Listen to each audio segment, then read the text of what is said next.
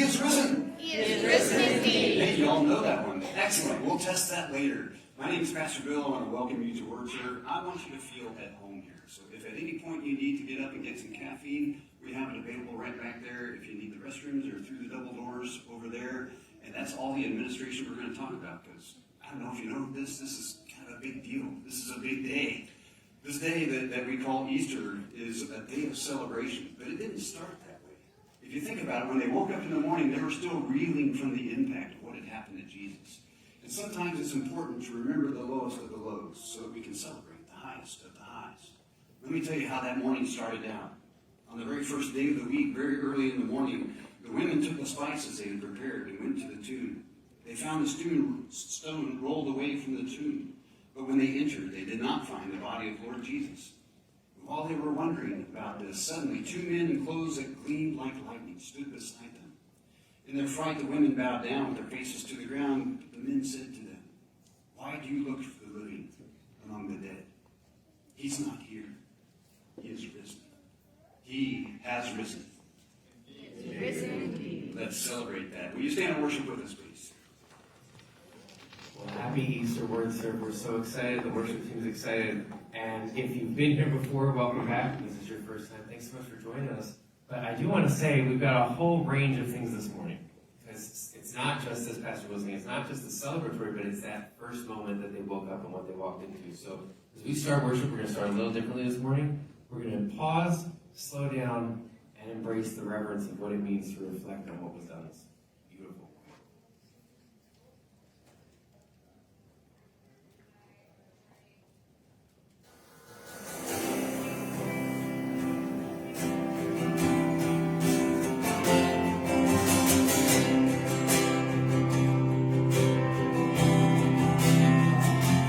Cast my mind to Calvary, where Jesus bled and died for me.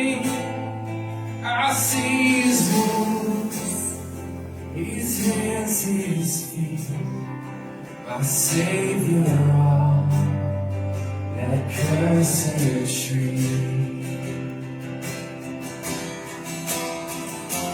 Body bound and drenched in tears, they laid Him down in Joseph's tomb, the entrance sealed by heavy stone. Messiah still, and all alone.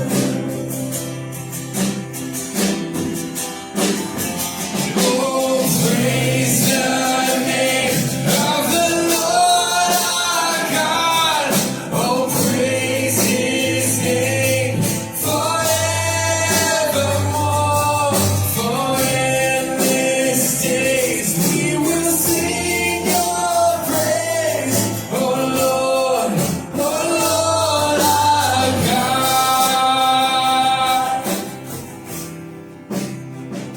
And on the third, at break of dawn, the Son of Heaven rose again. Oh, tremble death, raise your sting. The angels roar for Christ the King. So we sing. Oh, praise the name of the Lord our God. Oh, praise His name forevermore. For endless days we will sing Your praise. Oh Lord our God. You shall return in robes of white. The blazing sun shall pierce the night, and I will rise among the saints. My gaze transfixed on Jesus' face.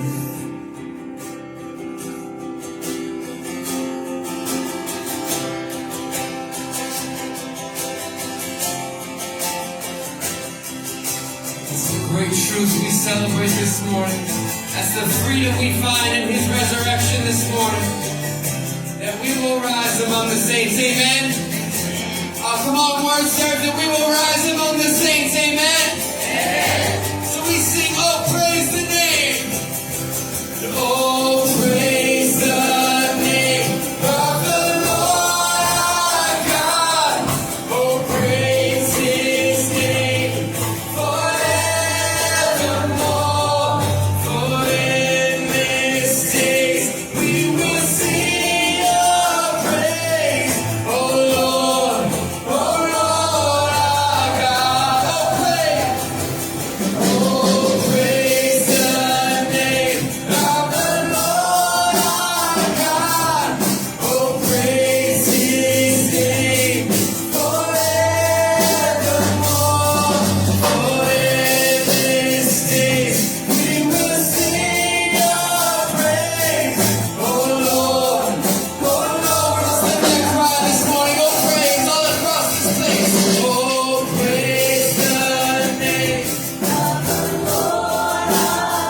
We sing to you, Lord, for what you did, for what you did this morning. And that tomb is empty, amen.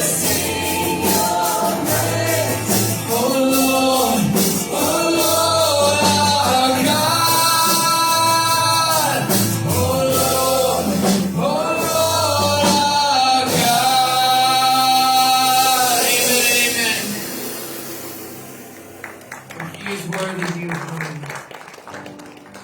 So I promise you, not just reverent and reflective stuff, but this is a morning of celebration, right? Thank you to all two of you. This is a morning of celebration. He is risen. He is risen indeed. Amen. Let's get going here. Let's celebrate.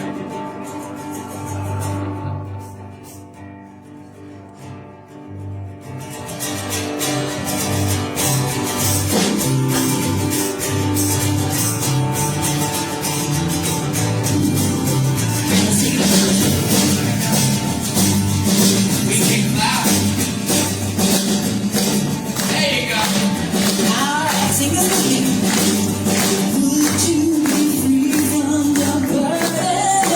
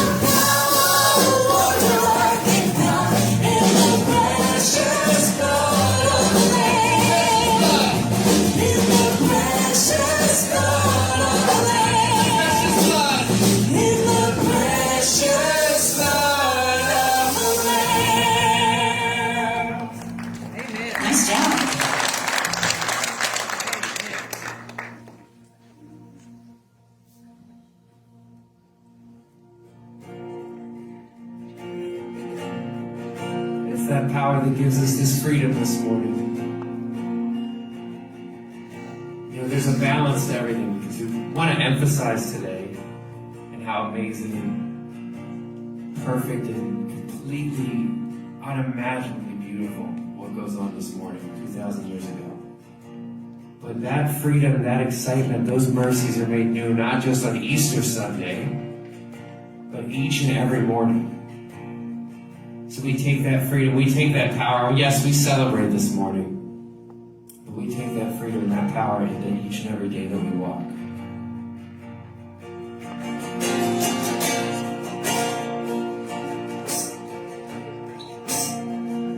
You unravel me with a melody. You surround me with a song of deliverance from my enemies, till all my fears are gone. Let's sing this loud this morning, 'cause I'm no longer a slave to fear. Oh, I am a child of God. Yes, we are.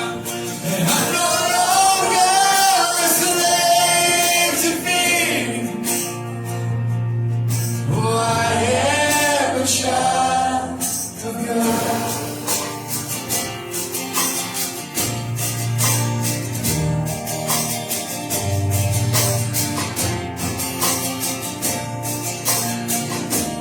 From my mother's womb, you have chosen me. And love has called my name. And I've been born again into your family. Your blood flows through my veins. And I'm no longer a slave to fear. Oh, I am a child of God. And I'm no longer a slave to fear. Oh, I am a child of God. We lift that cry this morning, come on. And I'm no longer a slave to fear. Oh, I am a child of God. And I'm no longer a slave to fear. Oh, I am a child of God.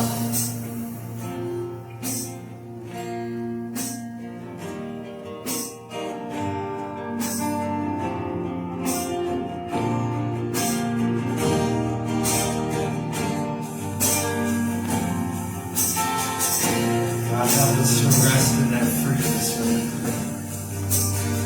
This beautiful day that we celebrate this morning. We are no longer slaves to fear, slaves to sin, slaves to death. But we found the tomb empty this morning. Empty by the power of the blood, by the power of the Spirit of Christ, giving us access to that freedom this morning. Whatever it is that we're carrying, we have crazy weeks behind us, crazy weeks ahead of us. God, help us to pause in this moment. That you are worth so much more than just this hour on a Sunday morning, God. Help us to pause. Help us to wait in your presence this morning. Whatever we're struggling with, whatever weight is pulling us down this morning, God, speak to us in this moment. Help us know that your power is available to us, that your freedom is available to each and every person who would call you Savior, who would trust you with their life and would follow you with their heart. So as we sing this morning, you split the seas so I could walk right through it. Let us not sing words that we see on the screen. God, help us not to sing words that we know in our just routine routine of hearing a song before, but God, help us to cry as a people, as your children. We all have moments in our lives we walk through where He has split the seas and He has led us through. So we sing this morning, we sing with a power this morning, we sing with a confidence this morning, not because of who we are, but because of what He did in our place. Amen? Not because of who we are, but what He did in our place. Amen? When we sing together this morning, can we stand on this truth this morning? Can we trust in your power this morning, Lord?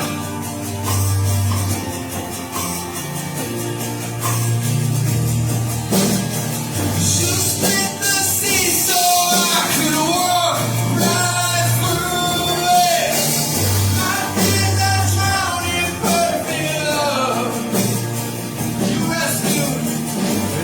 rescued me so I could stand and sing that I am the child of God. Let's sing that again with passion. You split the sea so I could walk right through it. My fears are drowned in perfect love. You rescued me so I will stand and sing that I am a child of God. Oh, we sing that I am a child of God. That I am a child of God. Let me just cry this morning that we are your children, Lord.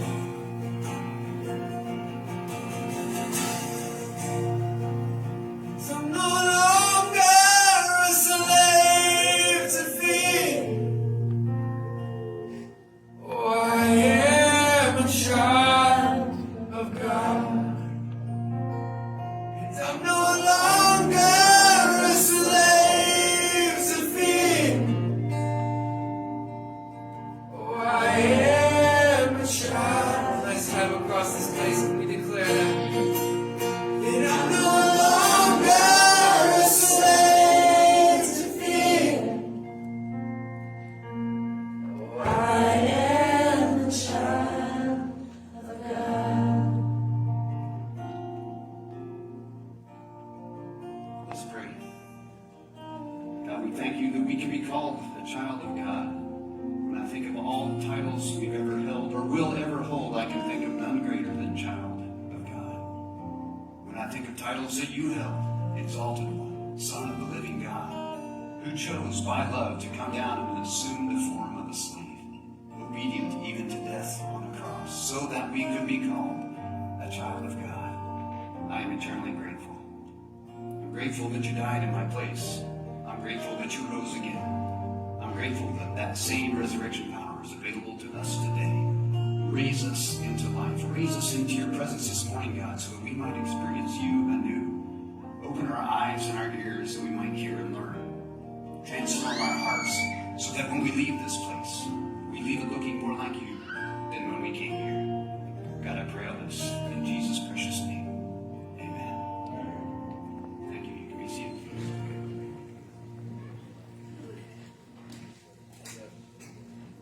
Well, for those of you who came in a little bit later, I want to introduce myself again. I'm Pastor Bill. I want to welcome you to WordServe. How about the praise band this morning? Are they rocking it or what? I was going to say, if there was one more key change in that one song, I think my glasses were going to crack there. That was impressive. Yeah, you probably felt the same way. So here's what we're going to do this morning. We're going to run through some announcements. We're going to put a QR code on the screen. And that QR code is something that you can snap with your phone. That will take you to a digital connection card. Why would you want to fill out a digital connection card? Well, let me tell you why. Because one, it will get you onto the e-news list, which will inform you of everything that's going on. Now, you may be saying, Bill, I get enough emails, I don't want any more, but let me just say this. What's the worst that could happen? You get an email once a week that tells you everything that's going on in the church. If you don't like it, you unsubscribe. No extra charge. No big deal. Right? And if you also do that and you mark first-time visitor, we'll send you an email. I will send you an email. And now you have an open connection. So if you have questions about WordServe or if you want more information, now you've got a point of contact. So it's a great idea to fill out the digital connection card. It'll take you just a second. If you get bored during the sermon, and you can do it again. And there's another QR code over here if it disappears from the screen too quickly for you. And my favorite part about that is you can also put in prayer requests. We have a team of people that would love to pray for you. We want to know how we can come alongside you and support you in your faith journey, wherever that is. So put in your prayer requests. Let us come alongside you and pray for you and celebrate with you. The other thing I always talk about is giving, because you come to church, you expect the pastor to talk about giving. You probably think I'm talking about money. I'm not. I'm talking about time, talent, and treasure, because God has put into you special things, special gifts, talents, abilities, and experience. And I find that when you use those things that God put into you to build back into his kingdom, it's the most rewarding thing you've ever done. If you're looking for purpose, if you're looking for meaning, this is the way to give. And oh, by the way, if you want to give financially, you can do that too. WordServe.org/give. There's a slide with all the information on it. Ministry does take money, and we promise that we will be good stewards of whatever money is given. The finance team is very transparent. They put out a quarterly report. In fact, it should have been mailed out this week if you haven't got it yet. And if you have any questions about where that money is going, we want to be perfectly transparent with you. So feel free to ask questions. So talking about the connection card, it would tell you all kinds of things that are going on this week, and I had to write them down because there's a lot going on. Next week, 10 o'clock-ish, we're going to have a joint town hall meeting with the brothers and sisters from First Fulshire to talk about the future of Methodism. I don't know if you are aware of everything that's going on in the Methodist Church, but there's a lot going on, and we have a plan about how we want to navigate that way forward. So I encourage you to come out next Sunday at 10 o'clock. It'll be over in the sanctuary, so we can hold some more people. But if you come a little bit late, please don't just walk in, because they do have the service. It starts at 9 o'clock, and we don't want to walk into the middle of the service. So let's make sure that the service is out before we walk in there. Also, following this, we're going to have a new sermon series starting next week called Rhythms, Finding Rest for Your Soul. How many people have ever struggled to balance work and rest and worship?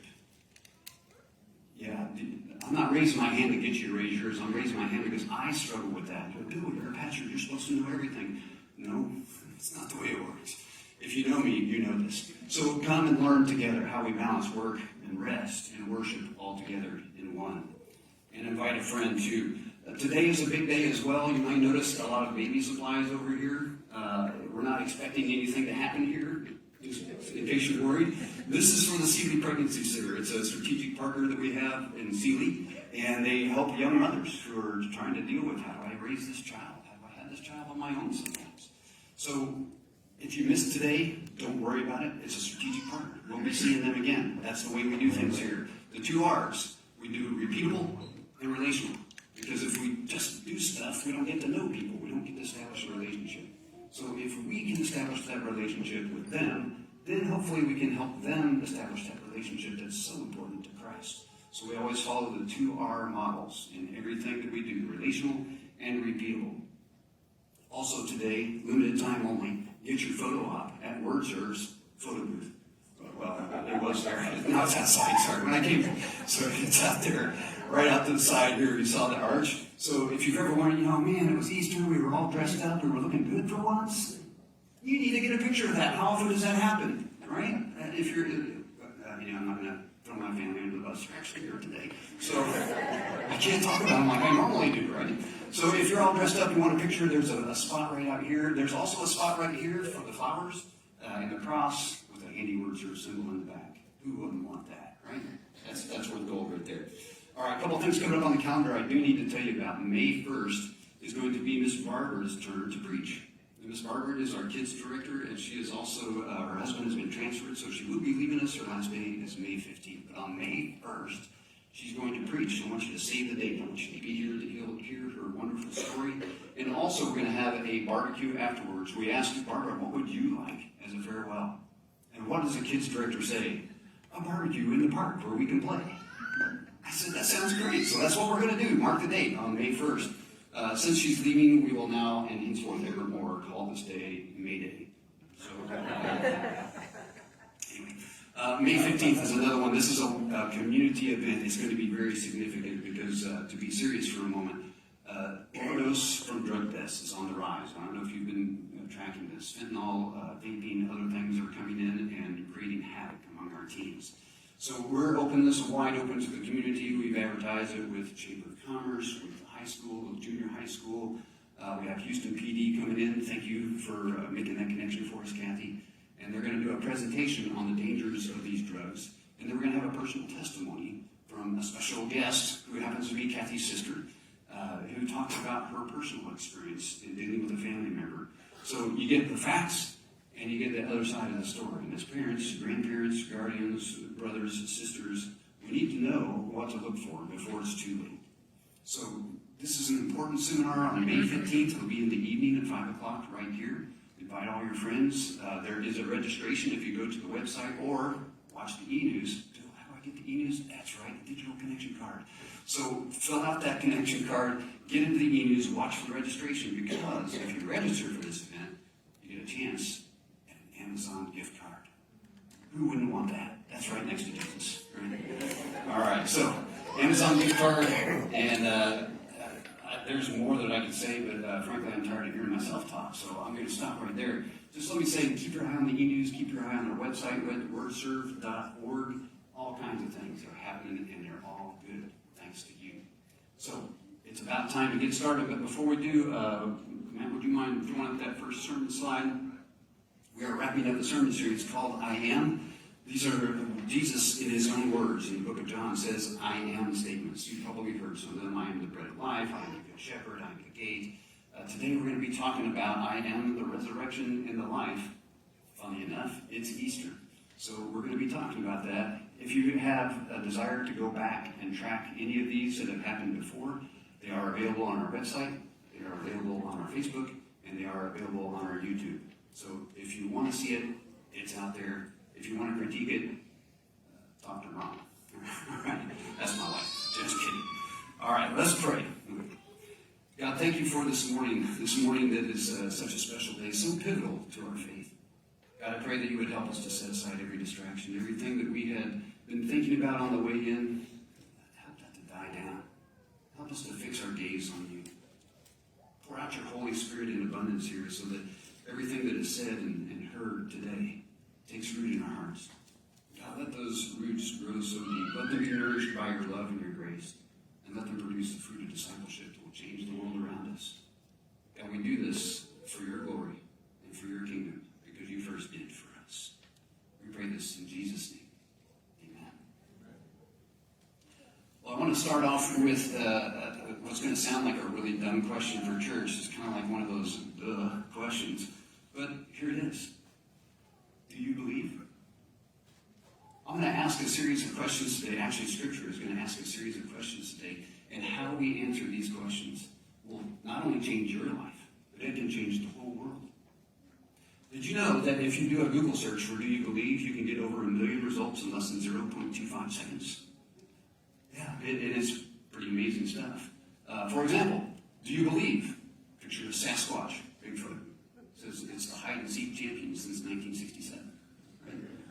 You got me there. Do you believe? Do you believe in life after love? If you do, share it. Do you believe in life after? Okay. All right. Hey, look, I'm going to be here all day. Get used to it. So there's a lot of stuff there. Do you believe? But here's what I found fascinating. There was one little section about do you believe in God, and there was a huge section on do you believe in yourself? Do you believe in the power of positive thought? Be strong. It's all about you. And I don't know about you, but whenever I've relied on myself, it's worked for a time, but it's not worked forever. And there have been times where I've tried to rely on something that was just mine, and it wasn't there for me, and it let me down. And then there's times when I tried to rely on God. At least I thought I was. And he let me down. But as I learned through these questions that we're going to explore today, it wasn't him that let me down. Because he is there when we need him. It's my understanding of how he's there that let me down. And if we can break this code about how he's there for us, man, we'll be unstoppable. There will be nothing that can separate us. Nothing that can make us fail. Nothing that can hold us back. Everything that he has in store for us. So that's my question to you today. Do you believe? Now, we're going to talk about the resurrection today, but it's probably not the resurrection that you're thinking, because everybody goes, oh yeah, I've been to Easter. I know what he's going to say. Jesus, empty tomb. Yeah, we're going to talk about that, but we're not going to start there. We're going to start at a different resurrection. The resurrection of Lazarus. You may be familiar with the story, but let me set the stage for you for just a second. Mary, Martha, and Lazarus lived together. They were siblings. Apparently they were pretty well-to-do. They lived about 3 kilometers outside the city of Jerusalem. And so for Jesus and his traveling companions who wanted to escape the din of the city and all the hassle, this was kind of like an Airbnb for them. It was a place where they could stop, and they would stop and spend some time there. They would spend time in discussions. You may be familiar with this Mary as the one who sat at Jesus' feet, which is a way of saying she was a disciple of his. She wanted to learn everything. And you may remember that Martha was the busybody, right? Hey, Jesus, make her do some work. I'm doing all this work. And Lazarus, we don't know much about him, but he lived there. He must have sat at Jesus' feet too. He must have participated in those late night discussions out by the fire pit when you talk about the deep things of life. They were very special to Jesus. And so it was that Jesus and his people were far away from Lazarus and his family when they got news. Jesus, come quickly. Lazarus is sick. And I don't mean like sniffle sick. I mean like he's about to die sick. You need to come now. And so what did Jesus do? He got right in his 2-door camel and went right there, right? No. He waited 2 more days. Now, does that cause you to pause at all? Why would he wait like that? Doesn't he know his friend Lazarus needs him now? Doesn't he know that his friend Lazarus is on death's door? And that he has the power to heal him? I think he didn't know that. And he chose to wait 2 days anyway. If you're familiar with the story, then you know what happens. Lazarus dies. Jesus arrives a few days later, and he meets both Martha and Mary. You can imagine what kind of meeting that is, but here's the thing that fascinates me about this story is, as we read the story of this resurrection, I want you to pay attention to 2 different characteristics because it speaks to how we're wired. Some of you are wired right here. It's all about the head. You want the logic. You want the thought. Some of you are wired with the heart. It's all about the emotion and the feeling. We're going to get both of it in this story today. And that's where we pick up the story as Jesus arrives into this situation, attempting to comfort these sisters. I'm reading from Luke 11, starting in verse 17. It says, on his arrival, Jesus found that Lazarus had already been in the tomb for 4 days. Now, Bethany was less than 2 miles from Jerusalem, and many Jews had come to Martha and Mary to comfort them in the loss of their brother. When Martha heard that Jesus was coming, she went out to meet him, but Mary stayed at home. Lord, Martha said to Jesus, if you had been here, my brother would not have died. But I know that even now God will give you whatever you ask. Jesus said to her, your brother will rise again. Martha answered, I know he will rise again in the resurrection at the last day. Jesus said to her, I am the resurrection and the life. Anyone who believes in me will live, even though they die, and whoever lives by believing in me will never die. Do you believe this? That's the question today. Do you believe this? It's a fundamental question, and some of you may be struggling with, do I believe this or not? Do I believe Jesus is really who he says he was? Was he just a great teacher? Was he just a great man? Was he even a real historical figure? Listen, if that's you, I would love to talk with you. I'm not going to try to hard sell you. I'm going to listen to what you have to say. But I want the opportunity to at least have a conversation about that. So make me a deal. If this is you today, promise me that you'll reach out and talk to me. I'll even buy you coffee. Now, most of you who are sitting here that I know probably do believe that Jesus is who he says he is. So this might seem like a silly question to you, and it might seem like, oh, it's kind of a waste of time, but Jesus makes the point, look, I am the resurrection and the life. I don't just do good works. I don't just say wise things. I am far, far deeper than that. I mean, it's almost like he's the Son of the living God or something. Do you believe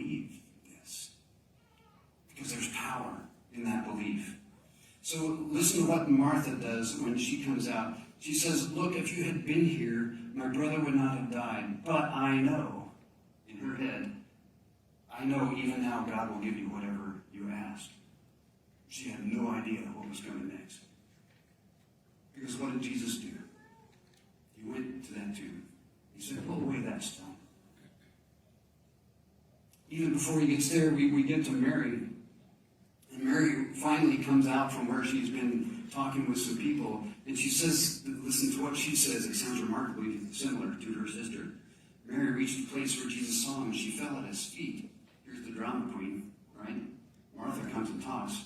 Mary throws herself at his feet. Listen to what she says. Lord, if you had been here, my brother would not have died.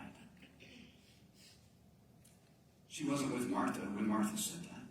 They both said the same thing. And I bet you're wondering the same thing. Why weren't you here? Lord, if you had been here, my brother wouldn't have died. And that's where I want to park for just a second. Because that's the question that I had as I was exploring faith. And sometimes, honestly, I still have. Why didn't you do something? If you have that power, why didn't you use it? Why didn't you prevent this bad thing from happening? If you had been here, my brother wouldn't have died. Maybe you can relate to that question. Lord, if you had been here, my relationship wouldn't have died.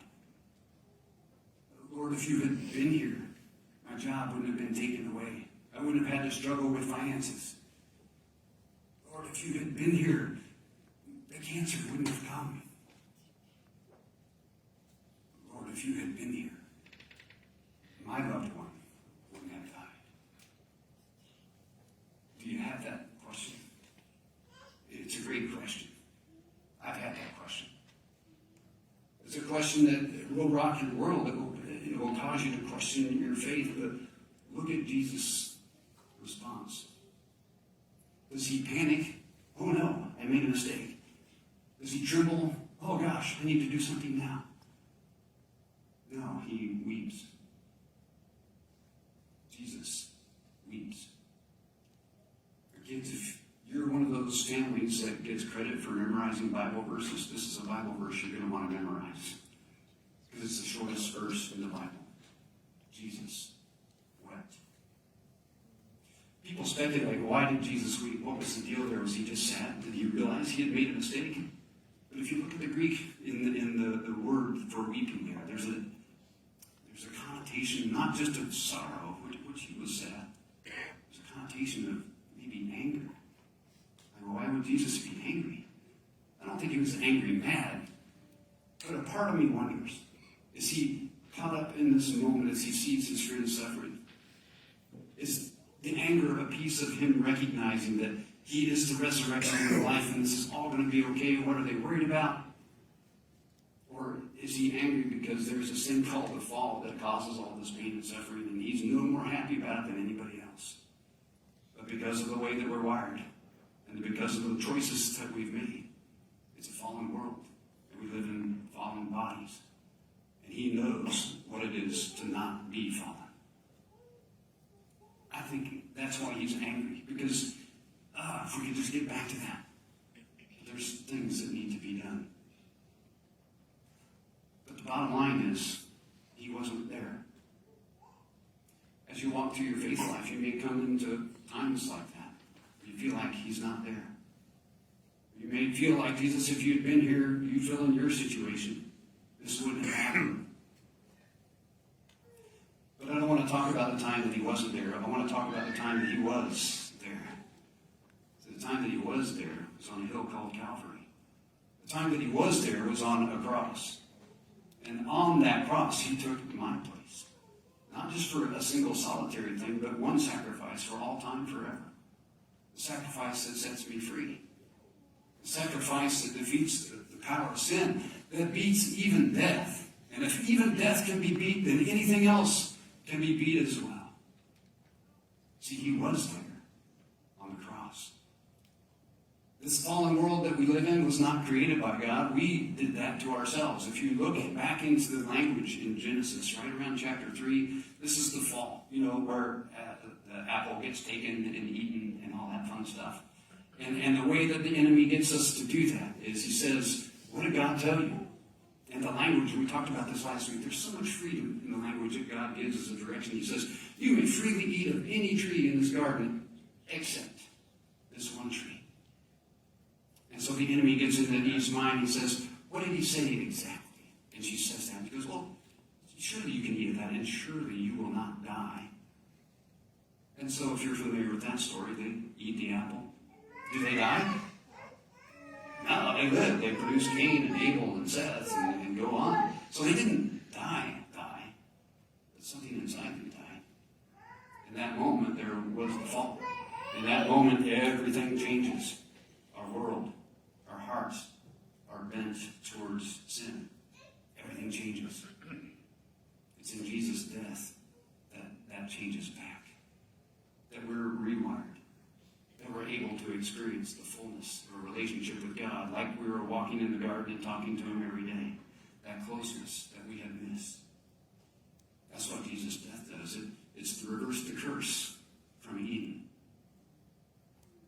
If we glance over that too fast, we tend to forget all the times that He wasn't there. And we forget the time He was there, and we tend to forget the times that He wasn't, quote, there.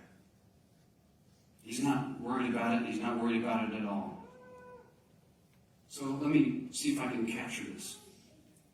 Jesus wasn't there for Lazarus. Jesus was there for me. But then again, Jesus wasn't there. He's so fickle. He's so hard to figure out. You know where He wasn't there? He wasn't there in the tomb where He was supposed to be 3 days later. And it's because that is the single fact upon which everything else hinges. If Jesus is just a good guy, does some magic tricks and dies for me, I'm grateful. But I'm not transformed. I'm not looking forward to everything else. But here's the thing about Jesus' promises. If He makes all these outlandish promises, like I can forgive sin, I can heal, I can bring restoration, that's great. But is it believable? How do I know? But if He says, if you kill me, in 3 days I will rise again, and He does it, that's the most outlandish claim I've ever heard. And as C.S. Lewis says, He's either got to be one of three things. He's either a liar, a lunatic, or He's Lord. Well, if you come back, it's true. If you have witnesses, it's true. You're not a liar. You're not a lunatic. You must be Lord. That's the power of the resurrection. That's the power of Jesus in our lives today. Because, as I look at it, He was in my place, but He wasn't where He was supposed to be. So here's the second most significant question that we will ever hear. Are we willing to live as though we believe? See, the first layer of question is just, do you believe? This one is deeper. This is where discipleship happens. Are we willing to live as though we believe? Because if that same power is available to us, and that same story resonates through us, then that should be the most exciting thing we've got going. We should be wanting to tell everybody this great news about this Jesus who went to the cross for me and came back. And so all the things that He said were true. Things like, I go to prepare a place for you. And where I go, you may be also. I will come back for you. If we live in this power, in this I wasn't there at the tomb power, everything changes, because here's the thing. The only one who has the last word is Jesus Christ. Jesus, if you'd been there, my relationship wouldn't have ended. No, I was there. I am there. I am the resurrection and the life. Not I was the resurrection. Not I will be the resurrection. I am. There is never a time that Jesus is not. There is never a time that Jesus is not here, right now. Lord, if you had been there, my relationship wouldn't have ended. I don't know that I'm lovable. Who would ever want to love me? I am has an answer for that. I am says, I love you. I love you enough to come out of heaven, to be obedient to death through a cross, to establish that relationship. God says, I sent the Son, my only Son, to die for you, to come down into that muck in a search and rescue operation that cost Him His life. Don't you ever feel unloved. Flip it to the other side. Okay, well, I've been hurt in that relationship. If Jesus had been there, that wouldn't have happened, so I don't know that I can love again. Well, here's a suggestion. Don't love with your love. Love with his love. See, my love is limited. My love is conditional. Jesus is the unlove. What I mean by that is unlimited and unconditional. That's the love that Jesus has. Love with his love. Let his love flow through you, and you will love again far better than you ever have before. You are loved. You can love. Jesus, if you had been there, my job wouldn't have gone away. I wouldn't have had to worry about the finances, my status, my self-image. All that is in the trash. Did you listen to the song? You're a child of God. You're no longer a slave to that. When we talk about our status, we often attach that to what we do. If you have a conversation and you meet someone, hi, my name is Bill, hi, my name is whatever. And in this church, it's either Mike or Jim. So, yeah. But you have that conversation. You go, well, what do you do? And immediately, what comes out of your mouth? It's the job that you do. Or sometimes people feel like, oh, I'm just a stay-at-home mom. Just a stay-at-home mom or dad? Are you kidding me? You're raising the next generation. Do you have any idea how important that is? Sorry, get off my soapbox for a second, but we always talk about what we do. Sometimes we talk about what we make, like, man, I'm just not worth that. I'm worthless if I can't produce an income. The conversation I would love to see in a coffee room one day. Hey, I make 6 figures. What do you make? I make disciples. What's worth more than that? I make disciples on behalf of the God who created the universe. You tell me what's worth more than that. What self-esteem, what title do you need? What job, what income do you need to be a child of God and to make disciples for the creator of the universe who first loved us? Bill, if Jesus had been there, the cancer wouldn't have come. My health wouldn't be in shambles. Well, we live in a fallen world with broken bodies, and they are subject to decay. That's the way that we live. But even in the midst of that, Jesus can be there. This word will tell us that even though the outside decays, the inside can be renewed daily. The power of the Spirit. This body will eventually pass, and it will go away, and we will get a new body. That's also in here. And it's a promise of the one who said that he made some outlandish claims, who said that he would die and raise again in 3 days. That's the same guy that says we will have new bodies. We will have no more tears, no more suffering, no more sorrow. Why would I let anything in this world disconnect me from that one great hope that will take me forward? The one great hope that never disappoints. The one who never lets go. Not even death has any sting anymore. How many other people can say that? How many self-help books will you find and say, yeah, I've got the secret to beating death? By the way, if you see that, run. How many other leaders have made a promise so outlandish as to say, I will come back for you, and did it?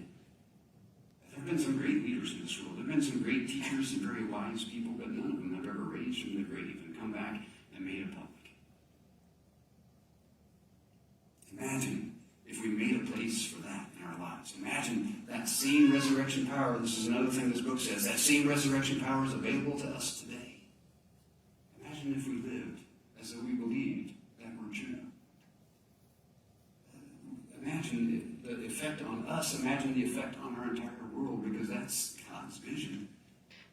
God's vision is never just about, well, let's make this one individual better. Yeah, that's part of it, but that's just the start of it. We are poised right here to do something great with this gift that has been given to us. Let it transform you today, right now. And then let it transform your family. Let it transform the people you work with. Let it transform the people you go to school with. Let it transform your neighborhood, your community, your state, your nation, and the entire world. It's almost like I'm saying, go to Judea, Samaria, and beyond. Oh yeah, that's in here too. Don't let that hold you back. What would it look like if we actually lived like we believe this is true? We have an opportunity, WordServe, right here, starting today.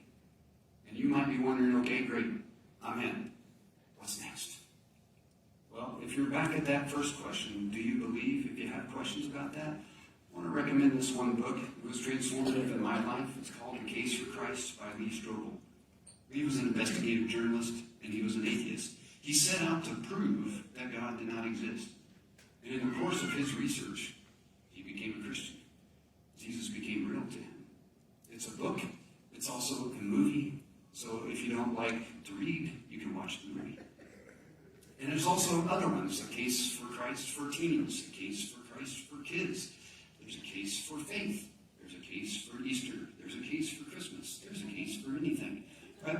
He's got a whole series, but I recommend that you start with A Case for Christ if you are at that stage of do you believe.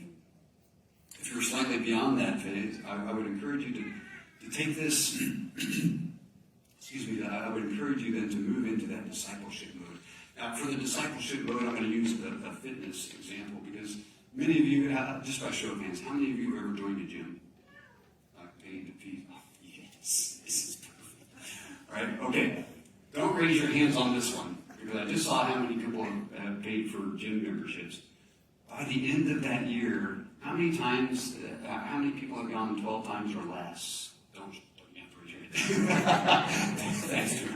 Appreciate you being the example and being my example. Yeah, you know what I'm talking about, right? That New Year's resolution goes by the wayside. But here's what I would encourage you to do. Look at this like you want to get in shape. So what does that mean? It means that you join a gym. I know a great one right here. It's called WordServe. We're not perfect people. We're not world-class athletes. But we love Jesus. That's a start. Get a coach. Someone that can walk beside you. Maybe develop a personal training plan called discipleship. That can happen in a bunch of ways. You can talk to me. I'd be happy to walk along beside you that. You can talk to a community group. By the way, that's a great way to work out, isn't it? Because if you know someone's waiting on you, then you're going to get yourself to that gym. I would venture a guess that many of you who went 12 times or less during that year's membership did not have a group of people that were calling on you and waiting on you. If you did, I bet you'd be in better shape. Not that you're not in good shape. I don't want to say that. 12 times or less. But if you have a group of people that will check on you, that will support you, that will encourage you, that will walk alongside you, you're going to be far, far better. Here at WordServe, we call that community groups. We have them all the time. In fact, if you want what's the word I'm looking for? If you want an immersion experience, if you're a man, the men's club is going axe throwing this Saturday. I mean, what's the worst that could happen, right? We'll be doing a Bible study on Hebrews 4:12 for the Word of God is sharper than these. No, just kidding. Not really. But we are going axe throwing, so if you're interested, let me know. But I would encourage you to take this seriously. Don't pass up this opportunity. This day is essential. This day is everything. This day that Jesus rose from the grave changes everything. Let it change you. Let it change your family. Let it change the world around us.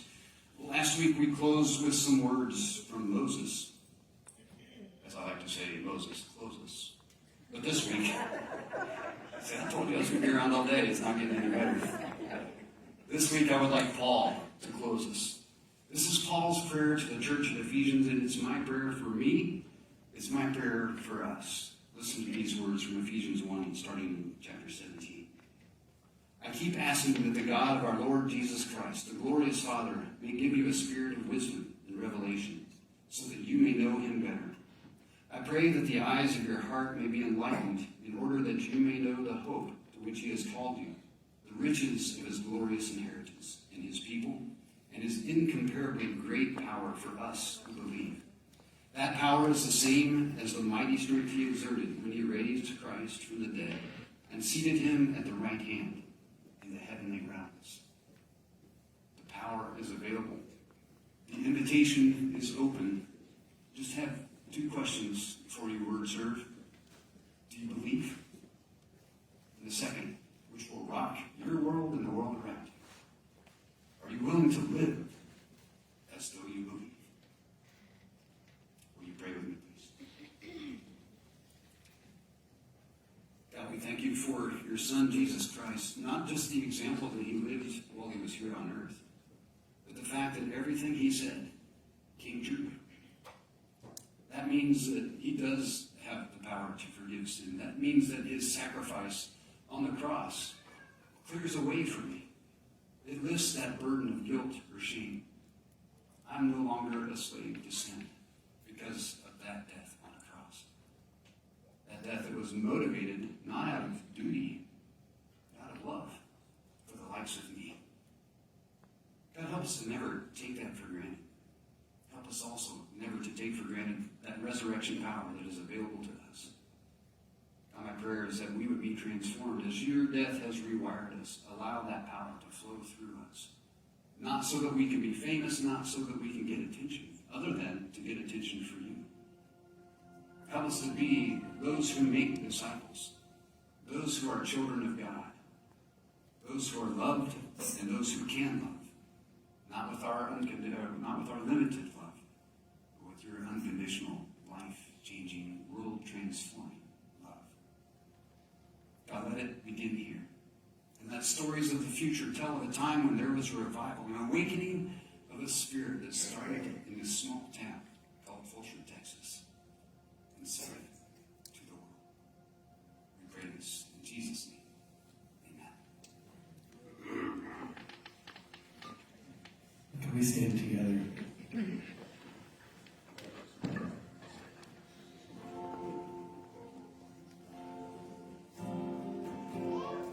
Whenever we play the music, Pastor Bill and I, a small conversation, what's going to be preached on, what's your message. But I had no idea the specifics he was going to go into about 2/3 of the way through. Saying things like, work. If you had been there, this would have happened differently, or this wouldn't have happened that way. And I can't think of a better song to end on this morning. The chorus of this song says, all my life you have been faithful. All my life you have been so, so good. And it's because of that, like the author says, with every breath that I am able, I will sing of the goodness of God. I encourage each one of us, whether we've believed for 40, 50 years, or whether this is the first time we're hearing something being challenged this morning, we can all remember something in our life that felt horrible. We can't imagine why we had to go through it, but now, a time later, you understand God's hand was moving. God's hand was walking us through. And we're standing here today because He's not finished with us. We have that purpose. And as Pastor Bill said, let that be this town of Fulshire. Let's take that message, let's take that purpose to every place our feet walk. So as we sing this morning, we're all in our own spot. We're all walking through things at a different pace. But let's just reflect on God. What can I remember? How can I remember that you moved, you walked, you made those mountains move. You parted the seas and I walked through it. And now that I look back on it, you were always there. And you led me to where we are. And He has led us here only to lead us further.